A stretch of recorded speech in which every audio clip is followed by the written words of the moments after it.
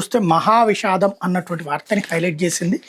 బారామతిలో దిగుతుండగా కూలిన విమానం పొగమంచే కారణం. మహారాష్ట్ర ముఖ్యమంత్రి అజిత్ పవార్ సహా 5గురు దుర్మరణం. మహారాష్ట్రలో జరిగిన ఘోర విమాన ప్రమాదంలో ఉప ముఖ్యమంత్రి ఎన్సీపీ అధినేత అజిత్ పవార్ దుర్మరణం పాలయ్యారు. ఆయనతో పాటు మరో 4 చనిపోయారు. బుధవారం ఉదయం 8:45 గంటల సమయంలో బారామతి విమానాశ్రయం సమీపంలో ఈ దుర్ఘటన చోటు చేసుకుంది. విమానం రన్వేపై దిగేందుకు ప్రయత్నిస్తున్న సమయంలో కుప్పకూలి మంటల్లో చిక్కుకుంది. దీంతో అందులోని వాళ్ళంతా మరణించారు. మరణించిన వాళ్ళలో కెప్టెన్ సుమిత్ కుమార్ 15,000 గంటల పాటు విమానం నడిపిన అనుభవం, కోపైలట్ శాంభవి పాఠక్ 1,500 గంటలు విమానాలు నడిపిన అనుభవం, వ్యక్తిగత భద్రతాధికారి విదీప్ జాదవ్, ఫ్లైట్ అటెండెంట్ పింకీ మాలీ ఉన్నారు.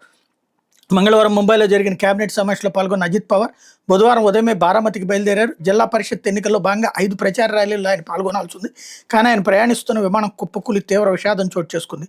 పవార్కు భార్య సునేత్ర పవార్, రాజ్యసభ సభ్యురాలు, 2 కుమారులు పార్థ్ జే ఉన్నారు. విమాన ప్రమాదంలో అజిత్ పవార్ మరణించిన పట్ల రాష్ట్రపతి ద్రౌపది ముర్ము, ప్రధాని మోడీ, కేంద్ర హోంమంత్రి అమిత్ షా దిగ్భ్రాంతి వ్యక్తం చేశారన్నటువంటి వార్తని హైలైట్ చేశారు.